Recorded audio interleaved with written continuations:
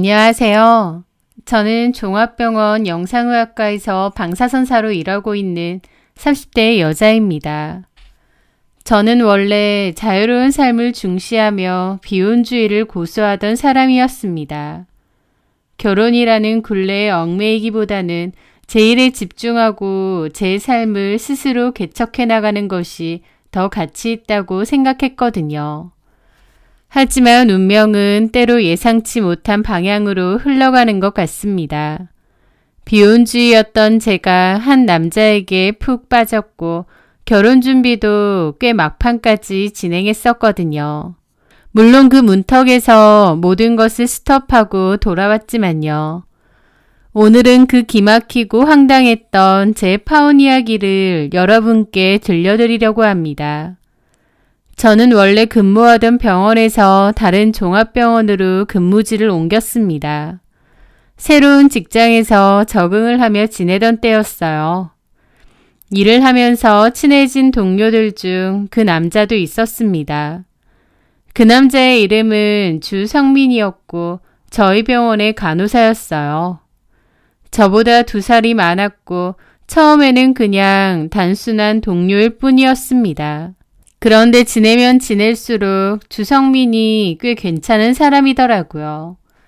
인상도 참 착하고 다정해 보이기도 했고 사람을 편안하게 해주는 배려심이 깊은 사람이었습니다.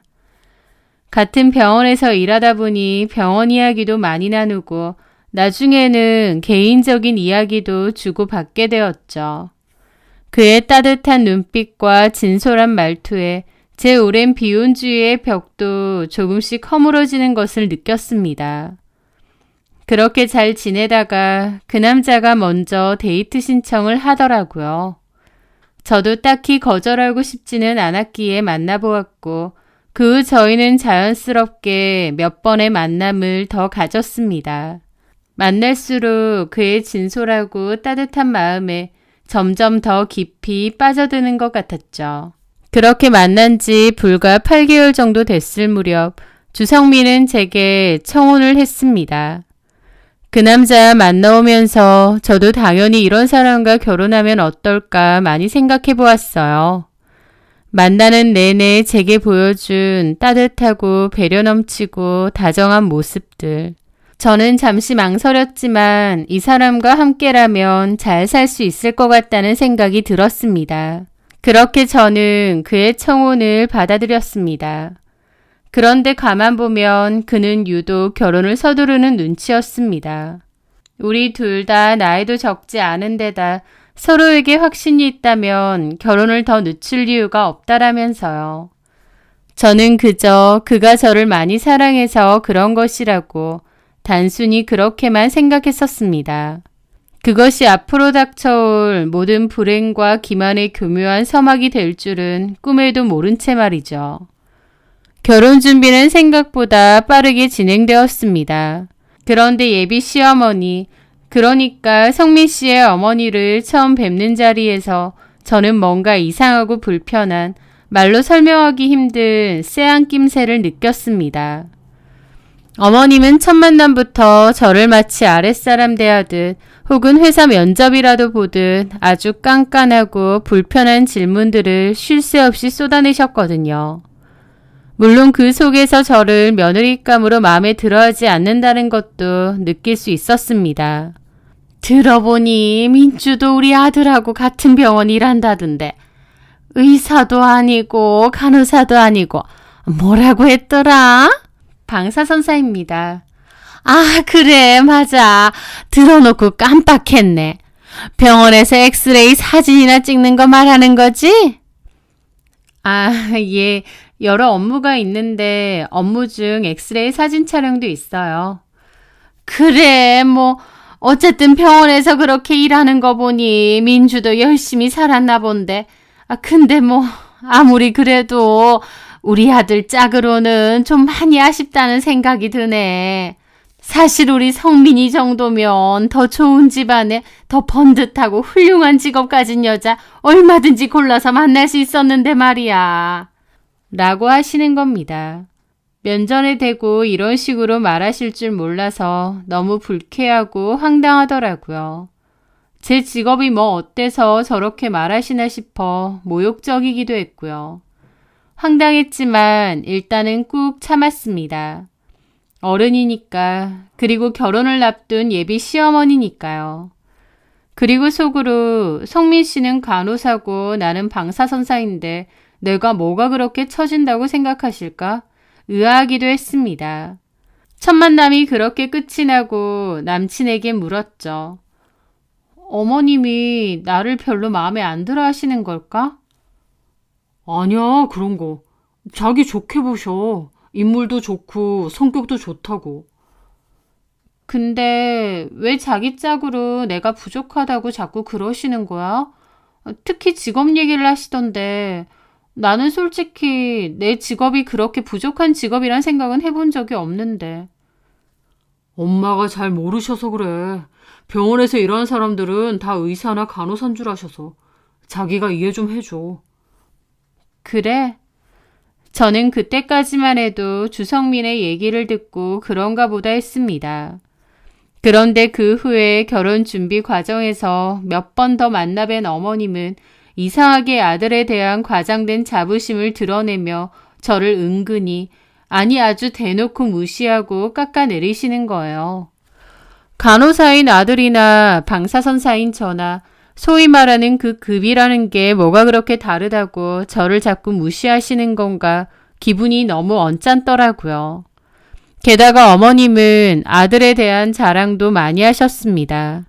우리 성민이가 말이야, 워낙에 머리가 비상해서 어릴 때부터 동네방네 신동소리 듣고 자랐어. 초등학교 때부터 맨날 전교 1등만 했고. 네, 그래서 지금은 이렇게 자랑스러운 아들이 되었지. 성민이 보고 있으면 얼마나 기특한지 몰라. 아, 그러세요? 저는 어머님이 아들에 대한 자부심과 사랑이 참 넘치시는구나 싶더라고요. 그런데 듣다 보면 좀 과할 정도였습니다. 우리 성민이가 나한테는 내 평생의 자랑이자 기쁨이라니까. 내가 주변에도 얼마나 자랑하고 다닌다고. 간호사라는 것이 정말 좋은 직업이고 많은 공부와 노력을 해야 되는 직업이란 건 알겠는데 그게 이렇게 동네방네 자랑을 하고 다니시고 뿌듯해서 평생의 기쁨이라고까지 하실 정도인가 싶어 좀 의아하더라고요. 그리고 그런 생각이시면서 왜 방사선사인 저는 이렇게 무시하시는지도 이해가 안 됐고요. 그런데요. 그 뒤에 혼수 관련 얘기한다고 한 번 더 어머님을 만나서 얘기를 할 때가 있었는데요. 그때 저는 어머님이 왜 그렇게 아들에게 자부심을 느끼는지 알게 되었습니다. 어머님은 아들에 대해서 완전히 엉뚱하게 잘못 알고 계신다는 엄청난 반전도요. 우리 성민이 병원 내에서도 평판이었더니? 병원에서요? 그래, 너도 그 병원에서 일하니까 알 거 아냐. 뭐 평판 좋고 일 잘하고 싹싹하다고 다 좋게 얘기하죠. 환자들한테도 잘하고. 그러니? 너 성민이랑 결혼한다니까 다른 병원 사람들이 뭐래? 저희 결혼하는 거요? 그래. 뭐 그냥 축하한다고. 그냥 축하한다고만 하니? 너 보고 팔자 폈다는 소리는 안 하고? 라는 겁니다. 저는 황당해서 말했죠. 누가 그런 소리를 해요. 제가 무슨 팔자를 그렇게 폈다고. 아니, 의사를 잡았는데 아무도 그런 소리를 안 하니? 겉으로는 안 해도 속으로는 다 부러워할 거다. 라고 하시는 겁니다. 처음에는 어머님 말이 뭔 소리인지 모르겠고 어리둥절했죠. 네? 제가 의사를 잡았다고요? 그래! 누가 의사예요, 어머님? 제 물음에 옆에 있던 주성민의 표정이 엄청 당황스러워 보이더라고요. 얘는 지금 뭔 소리 하는 거야? 우리 성민이가 의사지. 그럼 네가 의사니? 네? 저는 그 순간 어머님이 무슨 말을 하시나 했습니다. 주성민은 저랑 같은 병원에서 일하기 때문에 제가 잘 알잖아요. 주성민은 간호사지 의사가 아닙니다. 그런데 어머님은 자신의 아들인 주성민을 의사로 알고 계신 것 같더라고요. 우리 아들 어려운 환자 도우려고 개원도 안 하고 심장내과 부교수로 그 병원에 계속 남아있잖아. 환자들이 그렇게 밀려있다며? 우리 성민이 같은 의사가 진짜 참 의사지. 안 그러니? 그러니까 너는 정말 결혼 잘하는 거지. 이런 남자가 어디 흔해? 너는 우리 성민이 같은 남자랑 결혼하는 거 아주 고맙게 생각해야 돼. 솔직히 내 주변에서도 우리 아들 소개 좀 해달라고 부잣집 교수들이며 변호사, 약사 전문직 여자들이 줄을 섰다. 그래도 어쩌겠니? 성민이는 네가 좋다는데. 너 우리 성민이가 의사 사모님 시켜주는 거니까 우리 아들한테 잘해야 돼. 알았지? 그러시는 겁니다. 저는 황당해서 어머님께 뭘 잘못 알고 계신 거 아니냐라고 하고 싶었는데 주성민이 제 팔을 살짝 잡더라고요. 주성민 얼굴을 보니 약간은 곤란한 얼굴로 저를 말리듯이 하고 있는 겁니다. 그 상황이 너무 기막히고 어이없지만 일단은 가만히 있었습니다. 그리고 어머님이 잠깐 화장실을 가느라 자리를 비운 사이에 저는 주성민에게 살짝 물어보았습니다. 자기야, 이게 다 무슨 소리야? 어머님이 자기를 지금 의사라고 아시는 거야? 그것도 심장내과 부교수로 알고 계시는 것 같은데 이게 대체 어떻게 된 상황이야? 제 물음에 주성민은 대답도 제대로 못하고 힐끗힐끗 눈치를 보더라고요. 저는 어머님이 돌아오시기 전에 어서 대답해보라고 했습니다. 나 지금 어머님이 무슨 얘기 하시는지 모르겠어. 자기 혹시 나한테 뭐 숨기는 거 있어? 주성민은 당황스러운 듯 안절부절 못했지만 한편으론 저한테 알려야 될 걸 드디어 알렸다는 표정이기도 했습니다. 그러더니 저기 민주야, 내가 나중에 다 솔직하게 설명할 테니까 일단은 엄마 앞에서는 아무 말도 하지 말고 모른 척 좀 해줘. 그냥 엄마 말이 다 맞는 것처럼 맞춰주라. 어? 부탁이야. 그러는 겁니다. 저는 어이가 없어서 다시 물었죠. 아니, 그게 뭔 말이야. 이게 대체 어떻게 된 일이냐고. 그런데 그렇게 따져 묻는 사이 어머님이 돌아오셨습니다. 저는 일단 입을 다물었어요. 나중에 주성민에게 어찌된 일인지 다 물어봐야겠다 생각하면서 일단 그 자리에서는 가만히 있었죠. 그렇게 불편하고 이상한 만남이 끝이 나고 저는 바로 주성민에게 따져 물었습니다. 이제 얘기해봐. 이게 다 어떻게 된 건지. 자기 나한테 뭘 숨기는 거야? 제 물음에 주성민은 제 눈치를 보며 모든 것을 실토하더라고요. 사실은 어렸을 때부터 우리 엄마는 내가 의사가 되기를 바랬거든. 엄마 말 맞다나 어렸을 땐 영재 소리를 들을 만큼 머리가 좋기도 했고 또 중학교 들어갈 때까지만 해도 공부를 정말 잘했거든. 그래서 엄마도 나에 대한 기대가 크셨던 것 같고 없는 살림에 공부도 엄청 시키셨어. 안 해본 과외나 안 가본 학원이 없을 정도로. 그런데 중학교 들어가고 학년이 올라가면서부터 나도 공부에 대한 흥미를 잃기 시작했고 성적도 점차 떨어지는 거야. 엄마의 기대가 있으니까 나도 잘해야 된다는 압박이 심한데 갈수록 성적은 떨어지고 나중에는 시험 공포증까지 오더라고. 그런데 내가 성적을 잘못 받았다고 하면 엄마가 너무 실망하시고 괴로워하시면서 더 공부를 심하게 시키시는 거야. 내가 유일한 희망이라고 하면서. 나는 엄마를 실망시켜드리기 싫기도 하고 또 나도 어느 정도 허영심이 있었던 것 같아. 고등학교 때는 엄마에게 성적을 속였다가 나중에는 의대에 합격했다고 하고 결국 의사가 된 것처럼 거짓말을 했어. 주성민의 말에 저는 입이 뜨악했죠. 아니 어쩌자고 그런 걸 다 속여? 결국 들통날 거짓말이잖아. 여태까지도 안 들켰어. 자기야, 자기도 제발 모른 척 해주면 안 될까? 뭐라고? 나도 같이 어머님을 속이라고?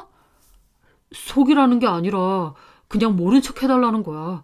지금처럼 아무 말도 안 하면 그건 속이는 게 아니잖아. 그건 안 돼.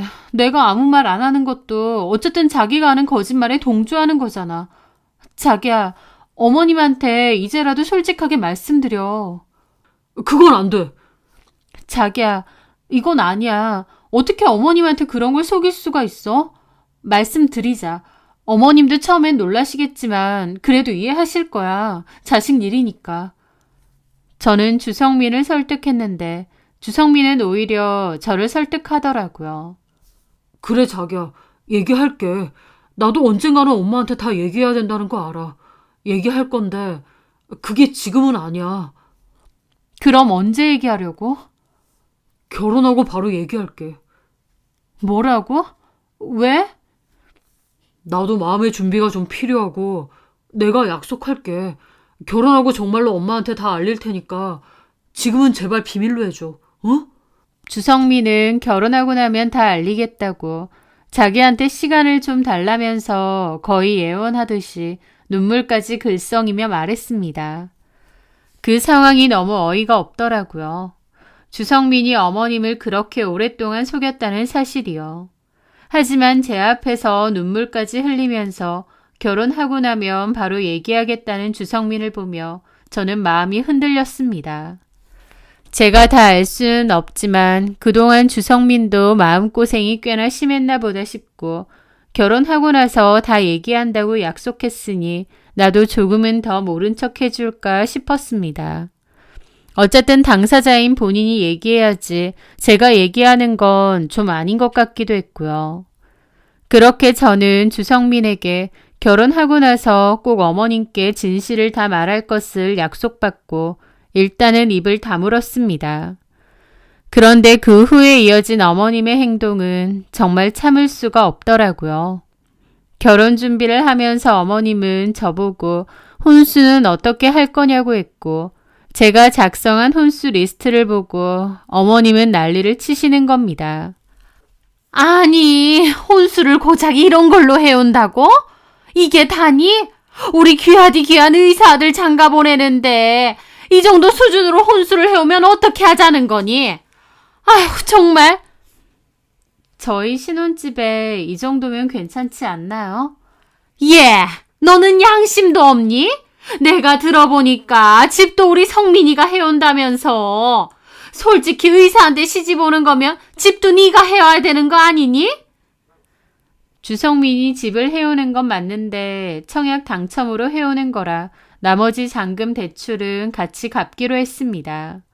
그런데 어머님은 아예 주성민이 단독으로 집을 해오는 거라고 생각하시더라고요.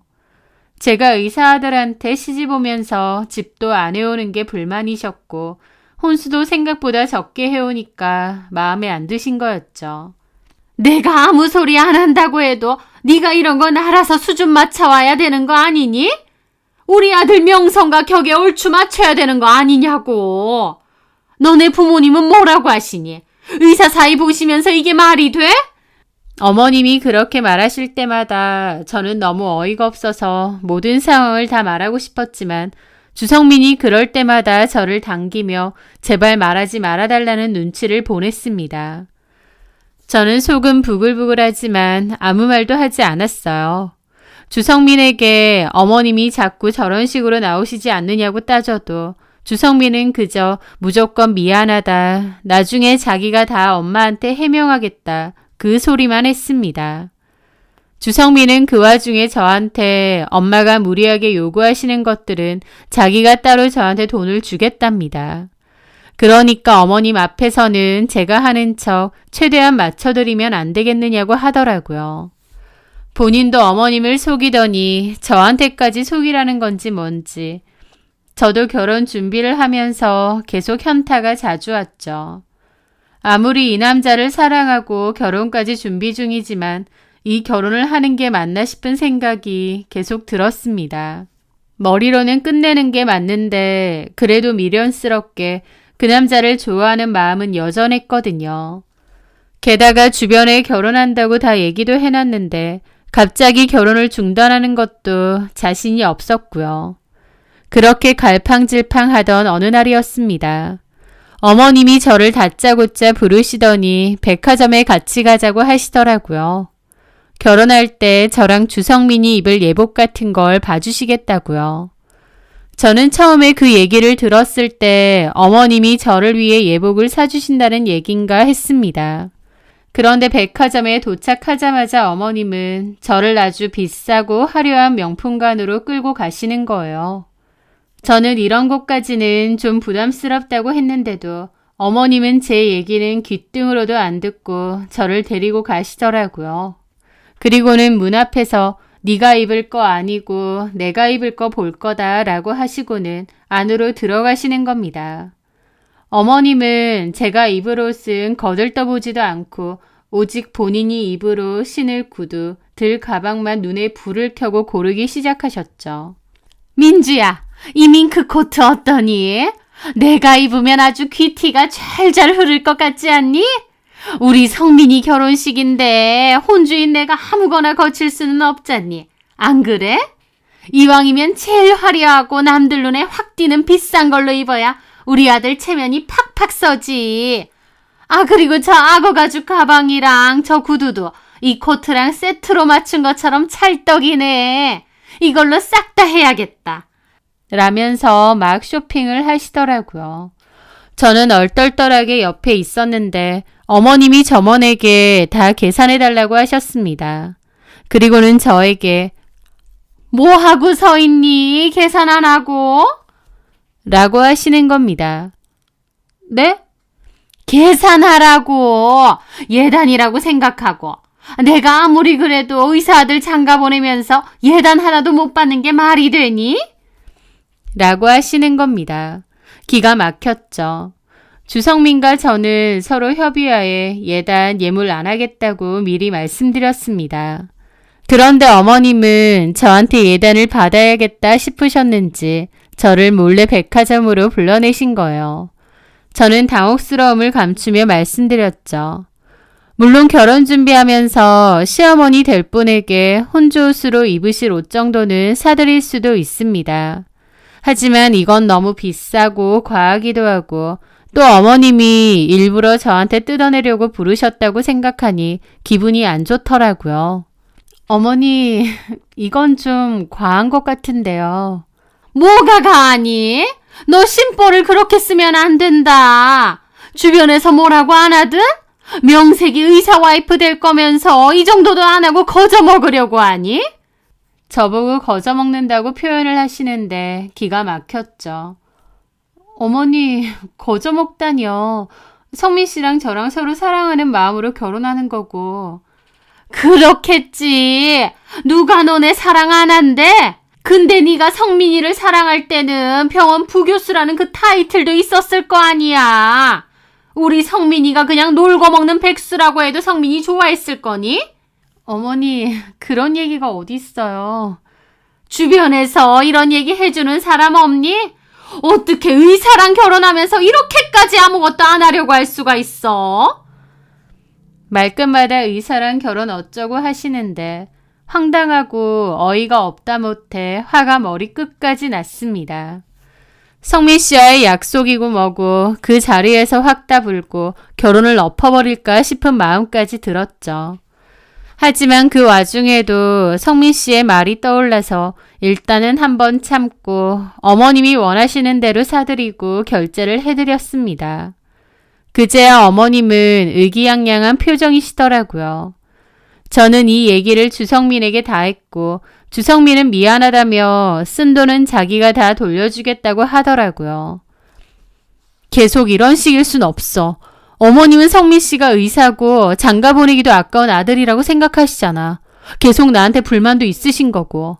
어차피 결혼하면 살림도 합치는 건데 이렇게 의미 없는 돈을 쓸 이유가 뭐가 있어? 알지. 자기가 무슨 말인지 다 아는데 그래도 일단 결혼하고 얘기할게. 응? 엄마 너무 기분 좋아 보이시는데 조금만 더 맞춰드리자. 엄마가 받을 충격이 너무 클 것 같아서 그래. 최소한 내가 결혼이라도 하고 말씀드리면 지금의 충격까진 아니실 것 같아. 주성민은 그렇게 필사적으로 매달렸고 제가 어머님에게 쓴 돈도 돌려주었습니다.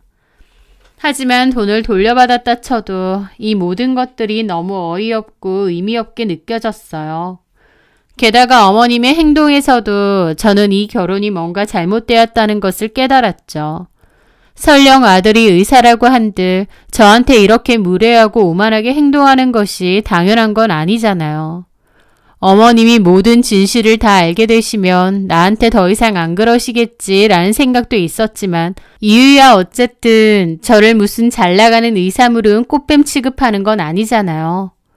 게다가 주성민을 사랑한다는 이유로 덮어두었지만 생각할수록 너무 찝찝했습니다. 어쨌든 주성민은 그 오랜 기간 동안 어머님을 속여왔던 거니까요. 애초에 거짓말을 한 것도 놀랍긴 하지만 그 뒤로도 얼마든지 사실을 밝힐 수 있었는데 밝히지 않았다는 사실이 걸렸습니다. 그 남자의 다정하고 배려심 넘치고 착한 모습에 넘어갔지만 생각할수록 이게 얼마나 소름 끼치고 끔찍한 일인지 시간이 지날수록 깨달을 수 있었습니다. 결코 가벼운 일이 아니라는 사실도요. 또 어머님을 그렇게 오랫동안 속인 거면 나중에 저 역시도 감쪽같이 속일 수 있다는 거잖아요.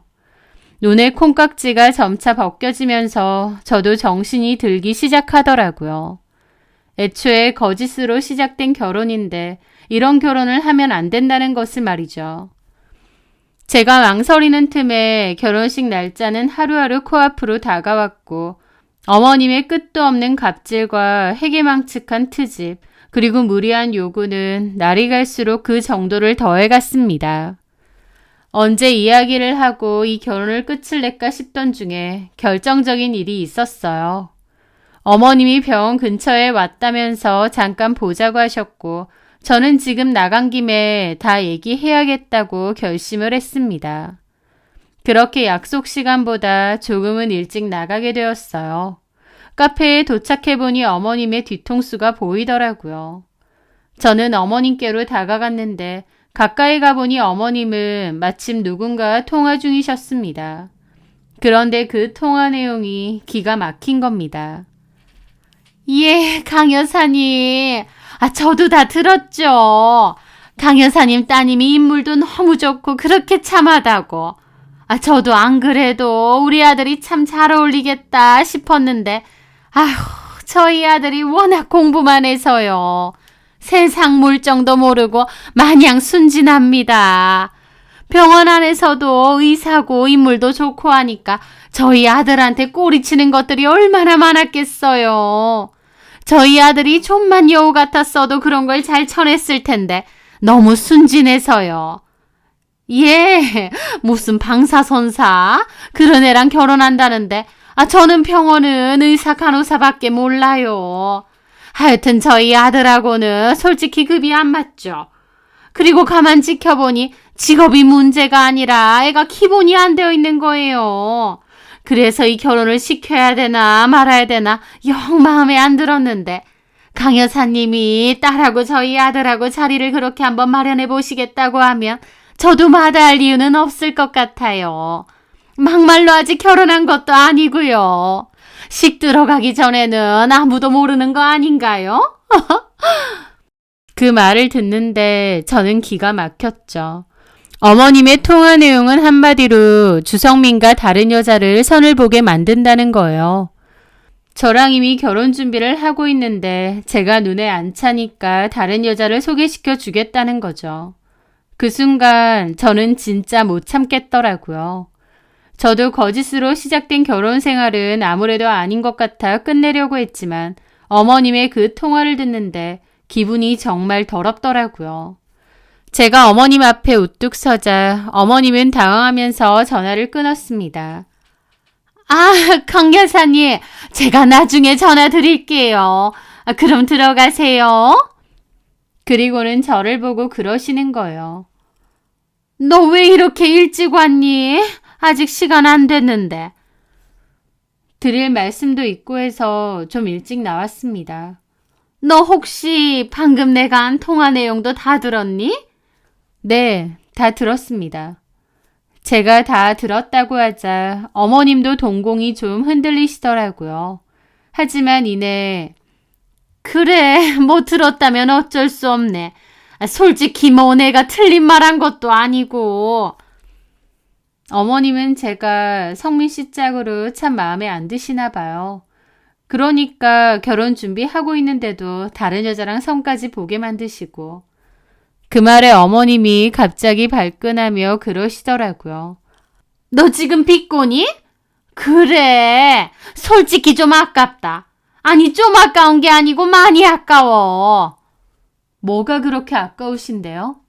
내가 솔직히 성민이 지금의 병원 부교수로 키우려고 얼마나 돈도 많이 들이고 고생한 줄 아니? 내가 걔 하나만 바라봤어. 걔는 내 희망이라고. 물론 성민이가 내 기대에 부응해주고 고맙게도 의사도 돼주었지. 그런데 나도 사람인데 아들한테 그만큼이나 투자를 했으면 당연히 며느리도 내가 원하는 며느리로 얻고 싶지 않겠니? 근데 너는 뭐야? 같은 병원 일한다지만 솔직히 직업도 우리 아들에 비하면 좀 부족하잖니? 근데 그거는 둘째치고 네가 우리 아들 같은 남자랑 결혼을 하면 나 같으면 고마워서라도 시부모한테 잘하고 마음과 성의를 보일 것 같아. 근데 너는 봐봐. 고개 빳빳이 들고 내가 뭐가 부족하냐는 식이잖아. 남들은 의사랑 결혼하면 열쇠 3개는 한다는데 내가 그건 바라지도 않는다. 최소한 할 수 있는 성의는 하고 또 마음이라도 어머님 의사 아들 저에게 주셔서 감사합니다. 그런 게 보여야 될 거 아니야. 그런데 너는 그게 안 보이니까 내 아들 너한테 주는 게 억울하고 얄밉지 않겠니? 그러시는 겁니다. 그 얘기를 듣는데 어머님의 나에 대한 마음이 이거구나 완벽하게 알겠더군요. 잘난 의사 아들이랑 언감생심 결혼하면서 막 고마워하는 것 같지도 않고 혼수며 예단도 제대로 안 하려고 하니 제가 얄미우셨던 겁니다. 그 얘기를 듣고 제가 그랬습니다. 그래서 다른 여자랑 선짜리 보게 하려고 하셨던 거군요. 내가 오죽했으면 그랬겠니? 네, 알겠습니다. 그렇게 하세요. 뭐라고? 다른 여자랑 선 봐도 됩니다. 제가 그렇게 마음에 안 드신다는데 저도 그런 결혼 굳이 할 필요 없고 파혼하겠습니다. 제가 바로 파혼하겠다고 하자 오히려 어머님이 더 황당해 하시더라고요. 너 지금 강짜 부리니? 강짜 아니고요. 진심입니다. 저 사실 파혼 얘기하려고 오늘 어머님 뵙는 거예요. 그러니까 애초에 너도 파혼 얘기를 하려고 나온 거라고? 네. 왜? 아무리 생각해도 이 결혼은 좀 아닌 것 같아서요. 네가 생각해도 너무 수준 차이가 나서? 그 말에 저는 참지 못하고 픽 웃었습니다. 마음대로 생각하시고요. 피차 필요해서 파혼하는 걸로 정리하면 될 것 같아요. 참나, 그래라. 너 그렇게 안 봤는데 자존심 되게 센가 보구나. 결혼 안 하면 네 손해지 뭐. 알았다. 그러면서 신나서 아까 전화했던 그 강여사라는 사람에게 전화를 하려고 하는 겁니다. 그래서 제가 가려다가 그랬죠. 그런데요, 어머니. 왜? 어머님 사기꾼 되려는 거 아니시면 미리 말하시는 게 좋을 거예요. 사기꾼이란 말에 어머님은 미간이 확 찌푸려지더라고요. 뭐라고? 사기꾼? 너 지금 말 다 했니? 어머님을 위해서 하는 말이에요. 직업 제대로 얘기 안 하면 나중에 사기 결혼으로 사기꾼 되기 십상이거든요. 그 말에 어머님은 어처구니 없는 표정이 되더군요. 너 지금 뭔 소리 하니? 무슨 사기 결혼? 내가 뭘 제대로 말 안 했는데? 어머님 아들 직업이요. 그 통화하신 분은 어머님 아들이 종합병원 의사인 줄 알잖아요. 그 말에 어머님 표정이 일그러지더라고요. 의사니까 의사라고 하지. 어머니 잘 들으세요. 제가 진실을 말씀드릴게요. 어머님 아들 의사 아닙니다. 주성민 간호사예요. 뭐라고? 너 뭐라고 했니? 어머님 아들 의사가 아니고요. 간호사라고요. 저희 병원 간호사요. 제 말에도 어머님은 꿈꾸는 표정이시더군요. 얘가 뭘 잘못 먹었나? 파혼하자고 하더니 갑자기 뭔 소리를 해? 파혼하면 그만이지. 네가 뭔데 우리 아들 너를 그런 소리를 해? 못 믿으시겠으면 지금이라도 병원 가서 물어보세요.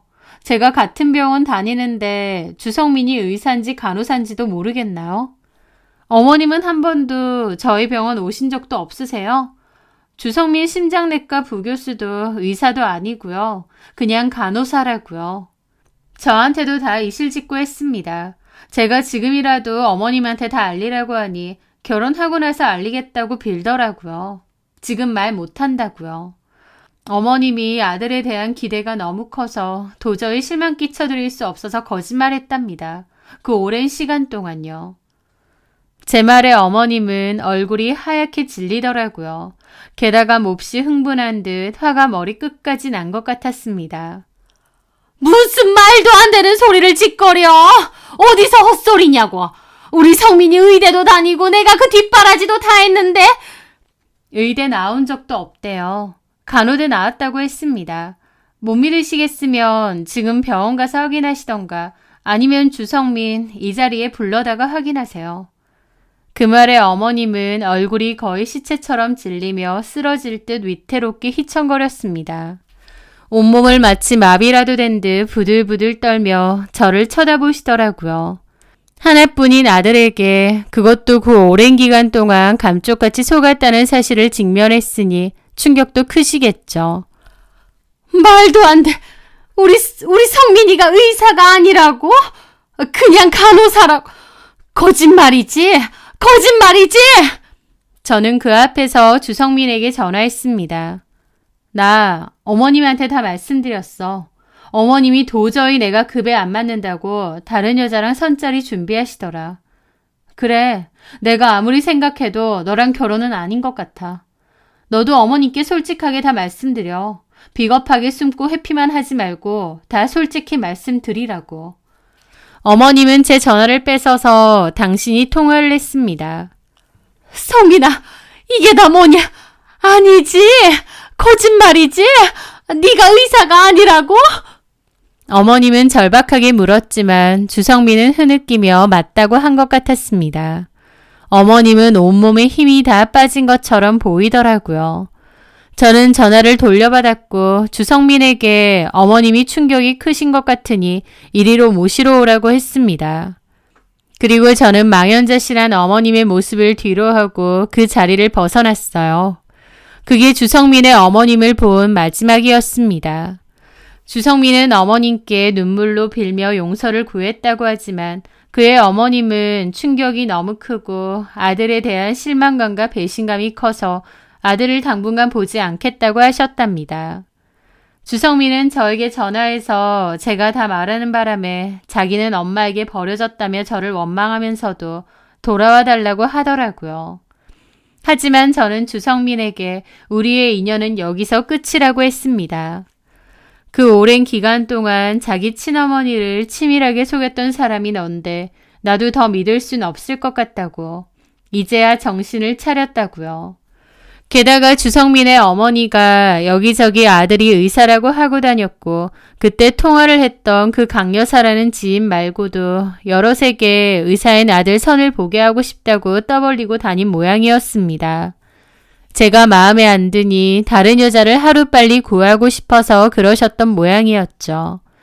그런데 그중 몇 명이 병원의 사실을 확인하면서 주성민과 주성민 엄마가 의사 사칭을 했다는 사실이 일파만파 퍼지게 되었습니다. 금전적인 피해는 없었지만 결코 가벼울 수가 없는 일이었기에 결국 주성민은 그 일의 여파로 병원에서 해고까지 되었죠. 결국 주성민은 본인 어머니의 실망이 싫어서 시작한 거짓말로 인해 잘 다니던 병원까지 해고되고 소문까지 퍼지는 그런 상황이 된 것이었습니다. 거짓말로 쌓아올린 모래성 위에서는 그 누구도 절대 행복하게 살 수 없다라는 말이 있더군요. 그 남자를 많이 좋아해서 결혼까지 준비했지만 그의 기만적이고 비겁한 모습에 결국 파혼을 선택했는데요. 지나고 보니 파혼하길 참 잘했다 싶고 그때 흐린 눈을 하며 결혼을 계속 진행했으면 나한테도 크나큰 문제로 돌아왔겠구나 싶더라고요. 게다가 만약 주성민이 의사라고 한들 그의 어머니가 저한테 무례해도 되는 이유가 되는 건 아니죠. 자신의 아들이 의사기 때문에 며느리에게 함부로 해도 된다고 생각했던 그 어머님의 천박함이 참 어이가 없습니다. 이 일로 저도 깨달은 게 많아요. 타인의 기대나 거짓된 허울 좋은 모습이 아닌 서로에게 있는 그대로의 진실된 모습으로 마주하는 관계가 얼마나 중요한지, 그리고 그 진실을 지키는 것이 얼마나 어렵고 또 소중한 일인지 아주 뼈저리고 값비싼 경험을 통해 깨달았습니다. 저 역시 이 일을 통해 결혼과 인간관계에 대해 더욱 신중해졌고요.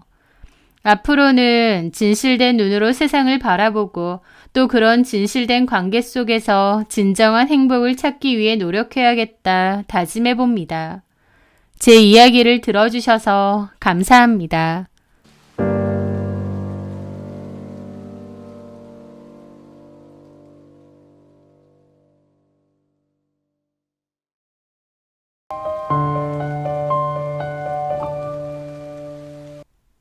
안녕하세요.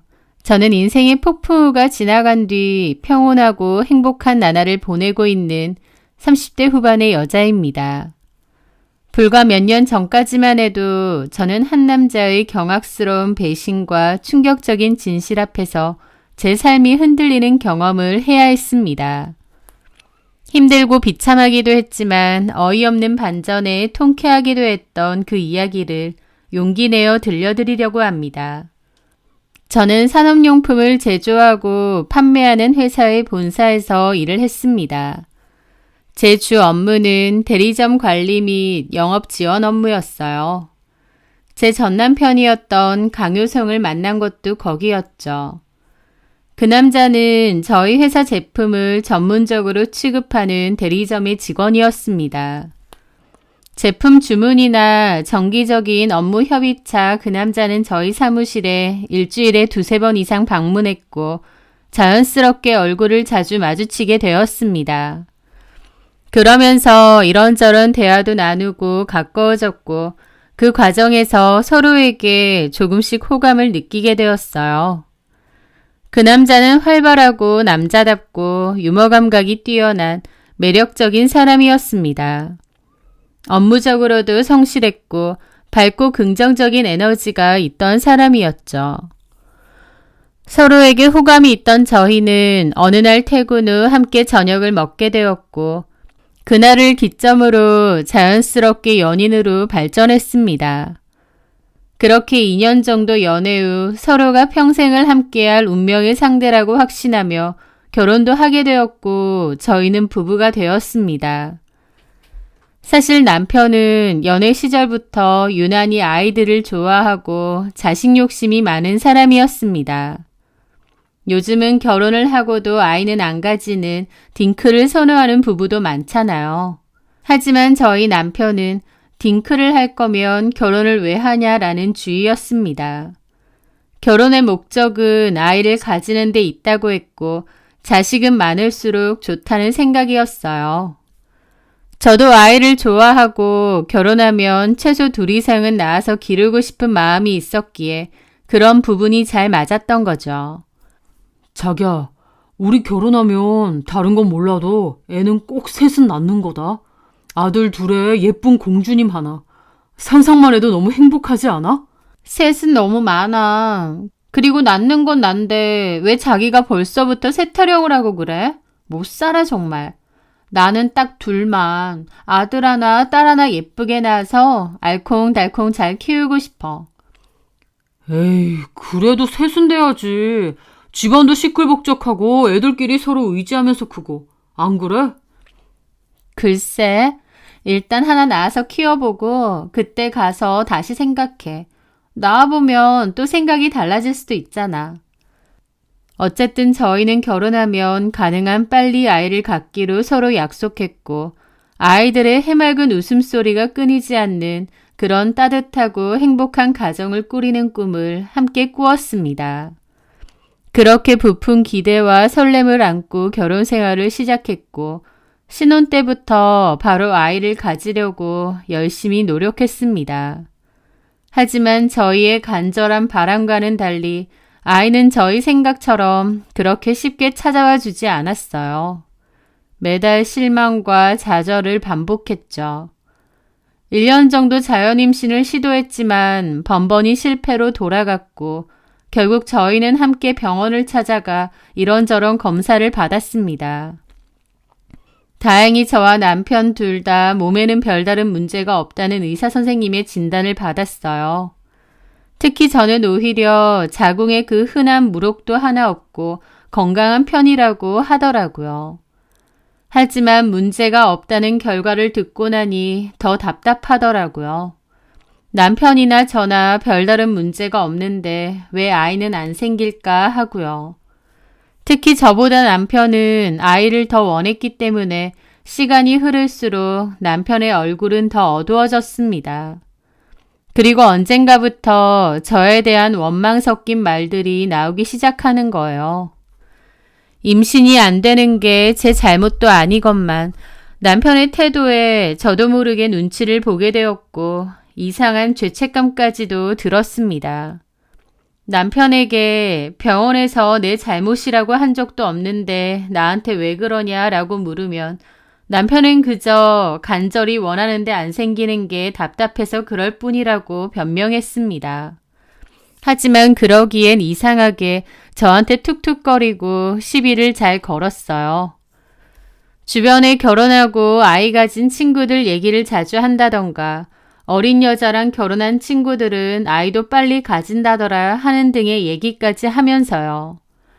제 입장에선 너무 기분 나빴죠.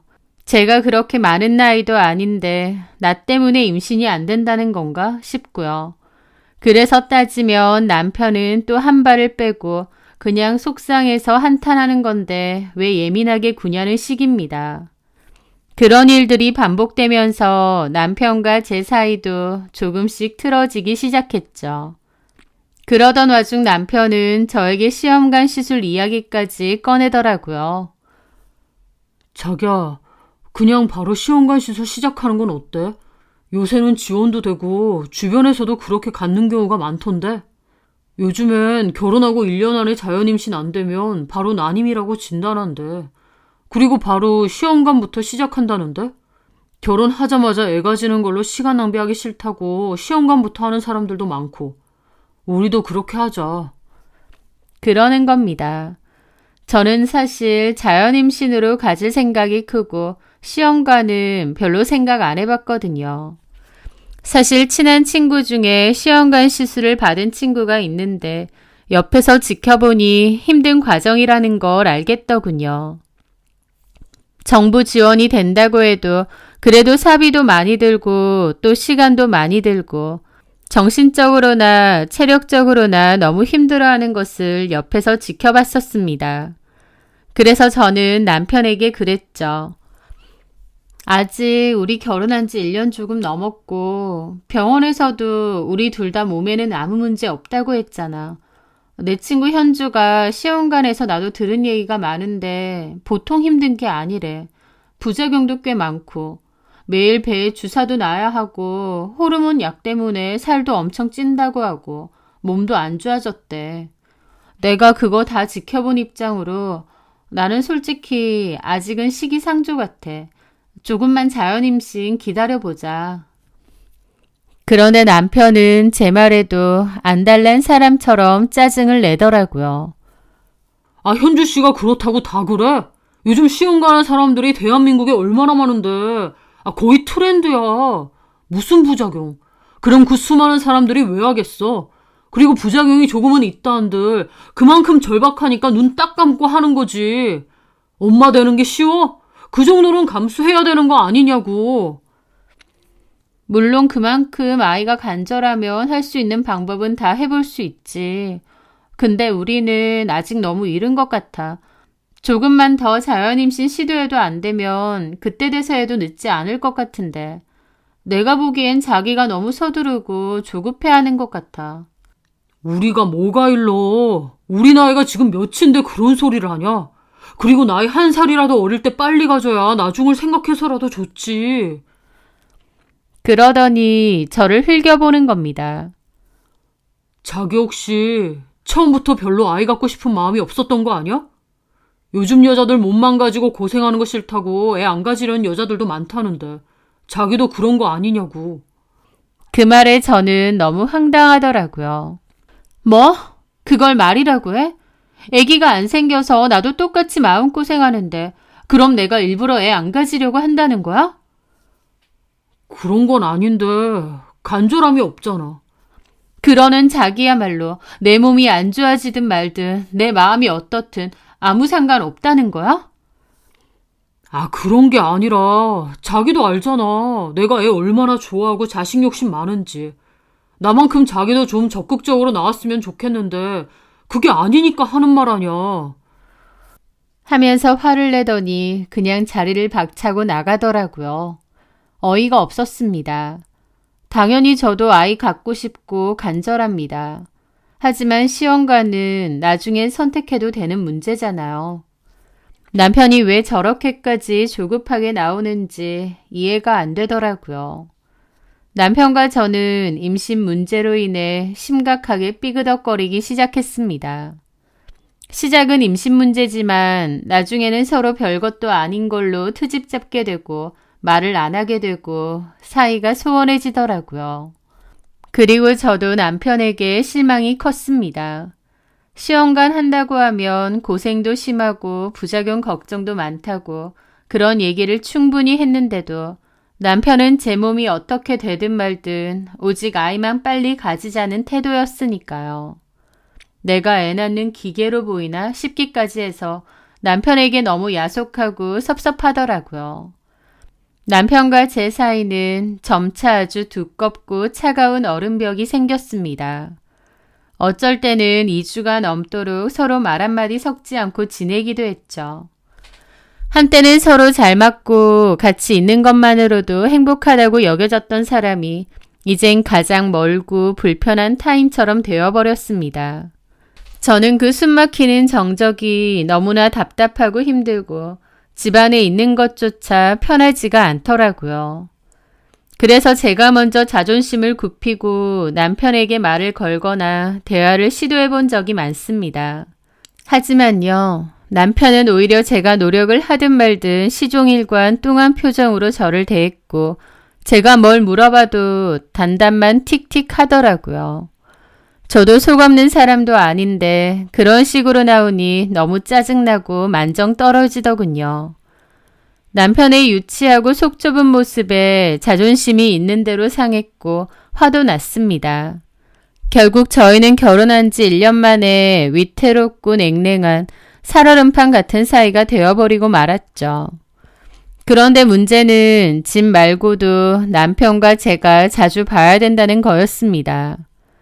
남편은 저희 회사 제품을 판매하는 대리점 직원이기 때문에 저희는 업무상으로도 어쩔 수 없이 자주 마주칠 수밖에 없었으니까요. 그런데요, 어이없는 게 남편은 회사에서까지 저를 무시하고 냉랭하게 대하는 겁니다. 집에서는 그렇다 쳐도 회사고 일이니까 그렇게 안 했으면 했는데 티를 엄청 내더라고요. 일부러 저 말고 저희 팀 다른 직원에게만 큰 소리로 말을 걸거나 다른 직원과 시시덕거리고 제가 물으면 대답도 잘 안 하고요. 그런 유치하고 치졸하게 짝이 없는 행동까지 서슴지 않았고 저는 진짜 정이 뚝뚝 떨어졌죠. 게다가 그렇게 티를 엄청 내주는 바람에 회사 사람들 사이에서도 저희의 관계가 안 좋아졌다는 게 공공연히 다 퍼졌습니다. 지나가는 회사 사람들은 꼭 저보고 김대리, 남편이랑 또 싸웠어? 아직 신혼인데 사이 왜 이렇게 안 좋아? 무슨 일 있어? 이런 소리까지 자주 듣게 만들었죠. 저는 그 상황이 너무 창피했습니다. 남편의 그런 유치찬란하고 졸렬한 행동들이 너무나 화가 났죠. 그런데 그 와중에 남편은 본격적으로 밖으로 나돌기까지 했습니다. 남편은 저희 회사 거래처 직원이고 거래처들끼리도 잘 알기 때문에 회사 퇴근 시간이나 업무 스케줄 같은 것도 대강은 알고 있었거든요. 그런데도 매일같이 오늘은 중요한 클라이언트와 저녁 미팅이 있어서 늦는다. 오늘은 갑자기 긴급 출장이 잡혔다. 내일이나 들어갈 것 같다. 오늘은 밀린 업무가 산더미라 회사에서 밤새워 야근해야 한다. 이런저런 핑계를 대면서 집에 늦게 들어오거나 아예 외박을 하고 다음날 아침에 들어오는 날도 부지기수였습니다. 제가 그런 문제로 남편에게 따져 물으면 남편은 아주 귀찮고 짜증난다는 듯이 들은 척도 하지 않았고요. 오히려 의부증이냐며 큰 소리를 쳤습니다. 결혼하고 1년 반 만에 저는 진심으로 이혼까지 생각하게 되었어요. 남편과의 관계는 이미 회복 불가능할 정도로 치닫는 게 느껴졌거든요. 저는 진지하게 이혼에 대해 고민했고 후회가 남지 않기 위해 많은 생각을 하고 또 했습니다. 이혼이라는 것이 쉽지 않은 일이다 보니 어떤 날은 그래 이혼하자 싶다가도 또 어떤 날은 그래도 할 수 있는 노력은 다 해야 되지 않을까 싶고 저도 오락가락했죠. 그러다가 결정적인 일이 생겼습니다. 그날은 퇴근 후 집 근처 대형마트에 저녁거리를 사러 잠시 들르게 되었어요. 웬일로 남편과 함께 동행을 했죠. 그렇게 장을 다 보고 계산을 하려고 보니 제 지갑을 차 안에 두고 안 가져왔더라고요. 남편은 계산대 옆에서 통화를 하고 있었고 저는 남편에게 카드를 좀 달라고 했습니다. 그래서 남편은 통화를 하면서 저한테 지갑을 건네주고 자리를 살짝 뜨더라고요. 저는 남편의 지갑에서 카드를 꺼내서 계산을 했습니다. 그런데 그 순간 지갑 안에는 낯선 파란색 카드 하나가 보이더라고요. 일반적인 카드 같지는 않아서 뭐지 생각하며 꺼냈는데 그 카드는 오피스텔 출입용 카드였습니다. 그 순간 심장이 쿵 하더라고요. 남편이 오피스텔 출입용 카드가 왜 필요하겠나요? 이게 뭐지 하고 자세히 보려는 순간 남편이 확 카드와 지갑을 뺏었습니다. 저는 황당해서 쳐다보는데 그냥 딴 데만 보고 있더라고요. 일단 계산을 마치고 차에 타서 남편에게 따졌습니다. 그게 뭐냐고 이리 줘보라고요. 남편은 자기 아는 친구 건데 실수로 술자리에 놓고 갔고 나중에 갖다 줄 거라고 했습니다. 저는 그게 말이 되냐고 어느 친구냐고 물었는데 그때부터 말을 안 하더라고요. 제가 뭐라고 따지든 간에 아무 말도 안 하는데 진짜 환장하겠는 겁니다. 여자 생겼지? 그 여자 사는 오피스텔이야? 이렇게 그냥 입 꾹 다물고 있으면 그만이야? 친구 거라니까. 그러니까 친구 누구? 말하면 다 알아? 내가 왜 몰라? 그 친구 누군데? 지금 전화해서 물어봐. 그랬더니 남편은 저를 흘겨보고는 그냥 자리를 떠났습니다. 비겁하게 회피하는 거였죠. 그리고 더 기막힌 일은 다음날 일어났습니다. 저 회사 갔다 온 사이 남편이 집을 나갔거든요. 편지 한 장 남기고요. 그 편지 내용은 이혼하자고 저랑 더는 못 살겠답니다. 자기는 아이가 간절한데 저는 별로 절박함도 없어 보이고 제가 너무 이기적인 것 같답니다. 그리고 서로 원하는 가정상이 다른 것 같대요. 저랑 있어도 더 이상 행복하지 않고 편하지도 않다면서 자기를 진심으로 이해해주고 자기 아이를 낳아줄 수 있는 그런 여자와 새로운 인생, 새로운 가정을 꾸미고 싶다는 말도 안 되는 내용의 편지였죠. 그 편지 하나 달랑 남기고 남편은 짐까지 싸들고 집을 나간 겁니다. 더 기막힌 건요. 남편 대리점에 연락해보니 돌연 회사에 사직서까지 냈답니다. 이게 말이 되나요? 남편은 무슨 작정이라도 한 듯 회사에까지 사직서를 내고 잠수를 탔더라고요. 아, 그 오피스텔로 갔구나. 그 오피스텔에 있는 여자한테 갔구나. 알 수 있었습니다. 얼마나 기가 막힌지요. 이혼이 하고 싶으면 저랑 대화를 해야 하는데 남편은 이런 식으로 무책임하게 자기 짐 싸들고 도망가 버린 겁니다. 저는 기막힌 심정으로 시부모님께 연락해서 남편의 행방을 물었습니다. 싸웠는데 짐 싸들고 나가버렸다고요. 어머님, 아버님도 모른다고 하시더라고요. 그러면서 뭘 어떻게 싸웠길래 효성이가 집을 나가느냐며 저를 질책하시는 거예요. 너무 황당해서 제가 그랬습니다. 뭐 때문에 싸웠냐니 어머니. 효성씨 지갑 안에서 처음 본 오피스텔 키가 나왔어요. 효성씨 여자 생긴 것 같다고요. 제가 그게 뭐냐고 여자 생겼느냐 따져 물었더니 다음날 편지 한 장 남기고 가출한 거예요. 제가 임신 못한다고 자기 애 낳아줄 여자 찾아서 가겠대요. 그런데 어머님은 이 와중에 저를 질책하세요? 너무 기막히고 억울해서 눈물까지 날 것 같더라고요. 제 말에 어머님, 아버님도 놀라고 할 말이 없으셨는지 가만 있으셨어요. 그러면서 연락 오면 알려줄 테니 일단 끊으라고 했습니다. 그렇게 저는 남편에게 수십 통의 문자를 보냈습니다. 차라리 정식으로 이혼을 얘기하던지 이렇게 비겁하게 숨고 회피하면 그만이냐. 이혼해줄 테니까 일단 집에 와라. 여자 있는 거 다 안다. 일 크게 만들지 말고 돌아와라. 이런 식으로요. 하지만 지독한 회피형이었던 남편은 대답도 않고 오지도 않더라고요. 도대체 뭘 어쩌자는 건지 혈압이 올랐죠.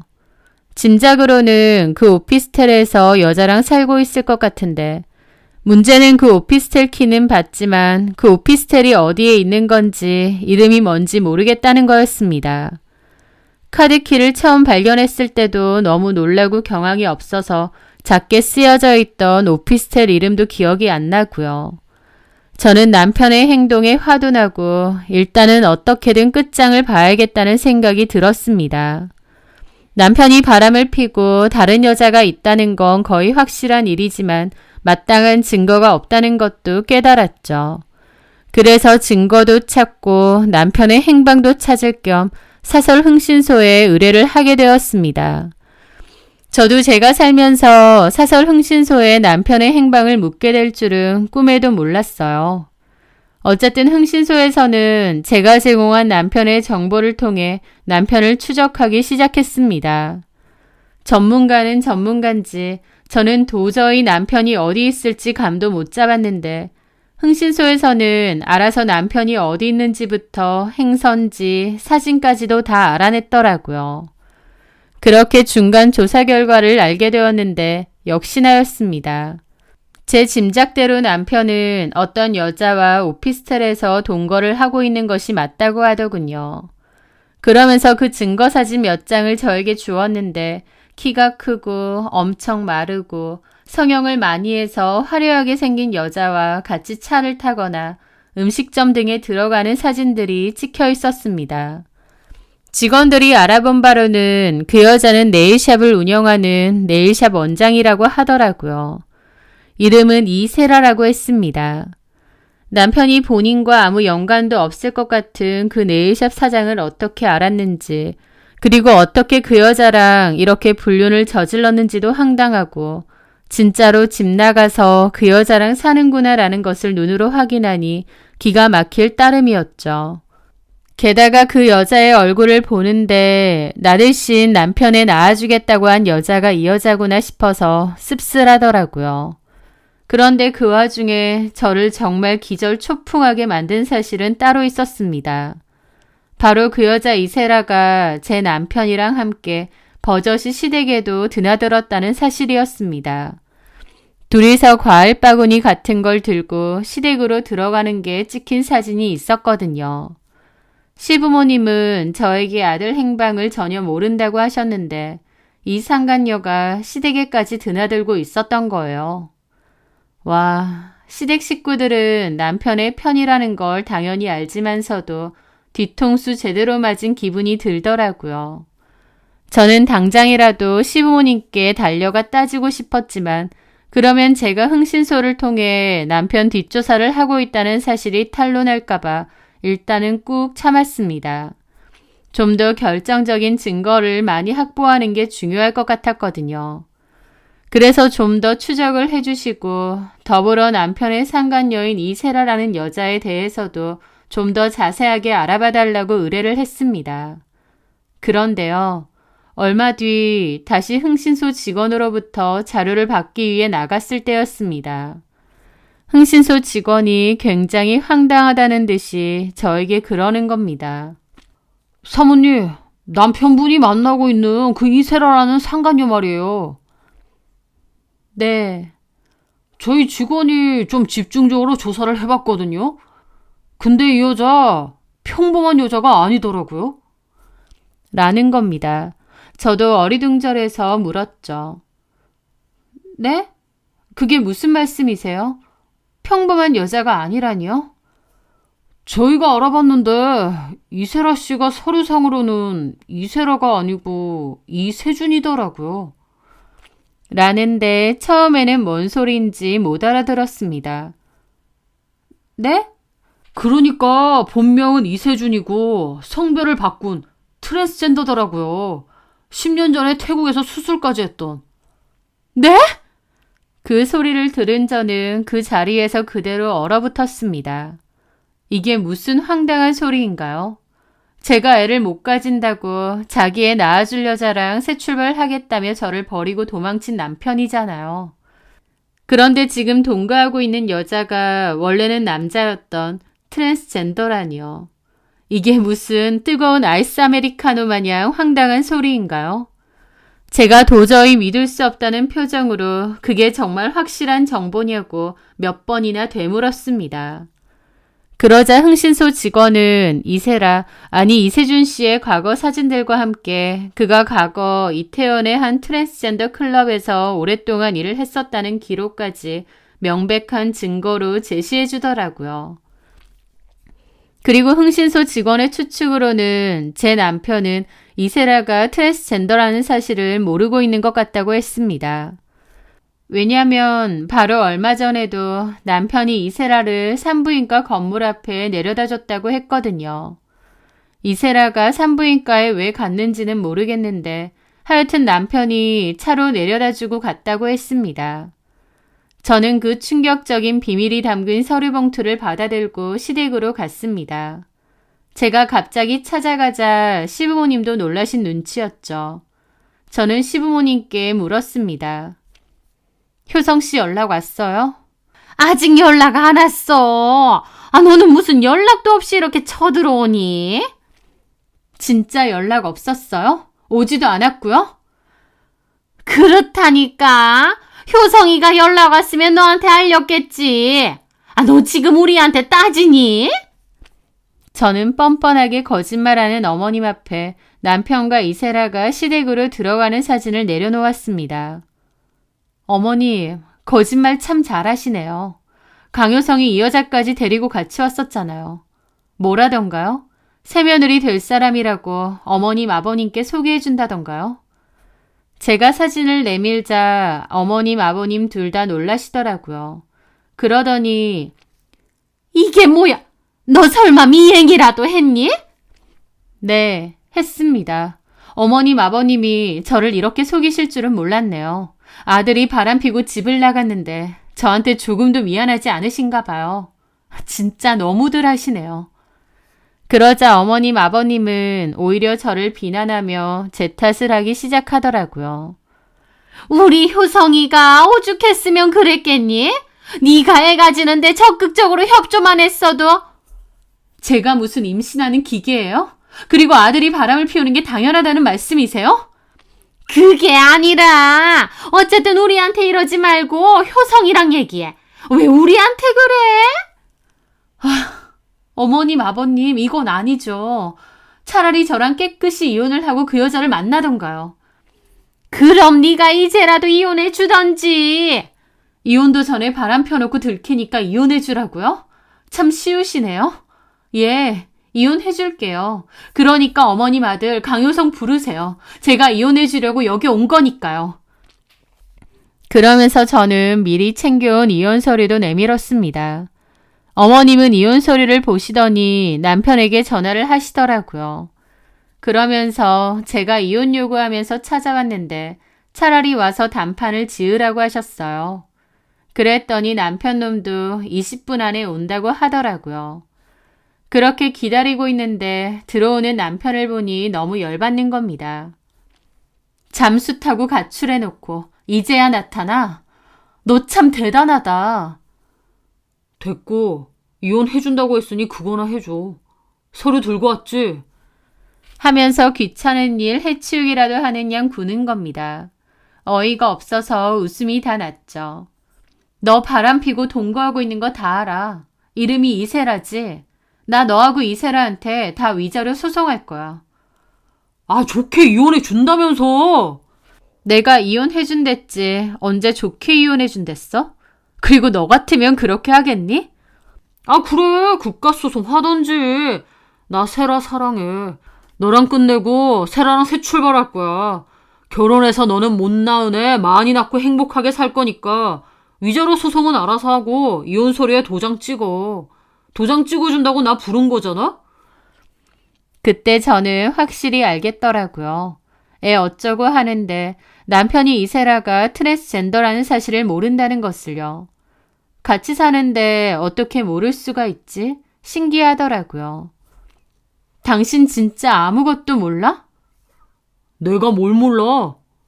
이세라에 대해서 아무것도 모르는 거냐고. 같이 사는데 어떻게 모를 수가 있어? 내가 세라에 대해서 뭘 모르는데 당신은 뭘 알고? 라면서 공격적으로 따지더라고요. 그래서 제가 그랬죠. 이세라가 애초에 여자가 아닌데 어떻게 애를 가질 수 있냐고 생각하냐고. 제 물음에 남편은 얼빠진 표정을 짓더라고요. 시부모님도 그렇고요. 뭐라고? 지금 뭐라는 거야? 이세라 트랜스젠더잖아. 근데 무슨 애를 갖겠다는 거냐고. 뭐? 저는 어리둥절해하는 남편에게 이세라, 아니 이세준에 대한 모든 신상 정보가 담긴 서류 봉투를 던져주었습니다. 직접 봐. 남편은 제가 준 서류 봉투를 꺼내보더니 점점 믿을 수 없다는 듯 표정이 굳어갔습니다. 실시간으로 핏기가 가시는 게 보이더라고요. 옆에서 시부모님도 같이 보고 있는데 뜨악하셨죠. 이게 뭐야? 세라가 트랜스젠더라고? 본명이 이세준? 말도 안 돼! 보고도 몰라? 과거 남자였을 때 사진에 젠더바 근무했던 증거에. 나는 네가 이해가 안 돼. 어떻게 동거까지 하면서 아무것도 모를 수가 있어? 이혼까지 불사하면서 살겠다는 여자에 대해서 이렇게 아무것도 모를 수 있냐고. 말도 안 돼. 전에 검진 받는다고 산부인과까지 갔었는데? 병원 안에 따라 들어갔어? 아니, 그냥 건물 앞에만 자기 혼자 가고 싶다고. 하더니 남편의 눈이 희번뜩해지더라고요. 그제야 자기가 완전히 속았다는 것을 깨달은 모양이었죠. 시부모님도 그제야 사태의 심각성을 깨닫고 그 자리에서 뒤로 나자빠지시려고 하더군요. 남편은 갑자기 막 씩씩대고는 어디론가 전화를 거는 겁니다. 야, 너 당장 집 안으로 들어와. 왜긴 왜야? 지금 당장 들어와! 아마 이세라에게 전화를 하는 모양이었습니다. 이세라도 여기까지 따라온 것 같았고 들어오지는 않고 차 안에서 기다리고 있던 모양이었어요. 그렇게 이세라가 집 안으로 들어왔는데 남편이 얼굴이 시뻘개져서는 이세라 면상에 그 서류를 집어 던지더라고요. 네가 말해봐. 이게 다 뭐야? 너 트랜스젠더야? 네 정체가 도대체 뭐야? 그 순간 이세라도 몹시 당황하더라고요. 오빠. 말해봐. 아니지. 뭔가 오해가 있는 거지. 난 세라 네가 그 누구보다 여성스러운 여자라고 생각했는데 이게 말이 돼? 나 속인 거야? 내가 정리하고 올 테니 결혼해서 애 낳고 행복하게 살자고 했잖아. 너도 우리 애 많이 가지자고 했잖아. 근데 전부 거짓말이었어? 너 나를 처음부터 가지고 논 거야? 나한테 왜 이런 짓을 한 거야? 아니야. 아니야, 오빠. 나 여자 맞아. 오빠 진심으로 사랑하고 오빠랑 나눴던 얘기들 다 진심이야. 이거 다 저 여자가 꾸민 짓이야. 나 여자 맞아. 우리 예쁜 아기도 가질 수 있어. 내가 오빠 닮은 예쁜 아기 낳아줄게. 나 그렇게 할 수 있어. 네가 트랜스젠더인데 어떻게 아기를 가져? 아니야. 나 진짜 여자야. 오빠가 잘 알잖아. 라는데 이세라는 정말 자기가 완전한 여자라고 굳게 믿는 것 같았습니다. 그걸 보는데 좀 무섭더라고요.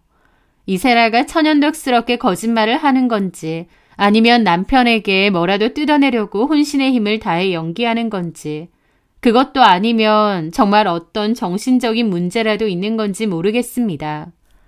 제가 본 이세라의 모습은 정말 자기가 생물학적 여자고 임신도 할 수 있다고 진심으로 믿는 듯 했거든요. 그래서 더 무섭더라고요.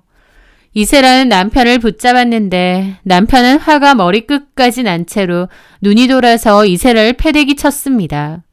이세라는 바닥으로 날아가서 엎어지더라고요. 이거 완전 미친년 아니야! 이렇게까지 나를 속여? 너 도대체 누구야? 정체가 뭐냐고! 나한테 뭘 원해서 이런 짓을 벌이냐고!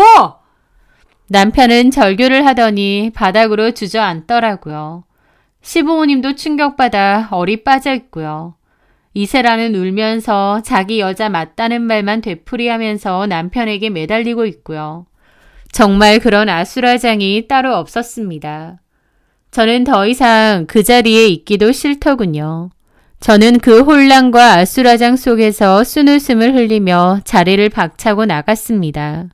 저 추악하고 역겨운 인간들과 더 이상은 같이 있고 싶지도 엮이고 싶지도 않았으니까요. 그 후 저는 바로 이혼을 진행하기로 하고 남편과 이세라를 상대로 상간소송도 진행했습니다. 그런데 남편은 말을 바꿔서 저에게 용서를 빌며 재결합을 애원하고 불쌍한 척을 했습니다. 자기는 사기당한 피해자라면서요. 저한테 그런 소리 하는데 어처구니가 없었죠. 이세라랑 결혼해서 애 낳고 살 거라고, 가출하고 이혼해달랄 때는 언제고 이제 와선 이혼 못한다고 버티는 게요.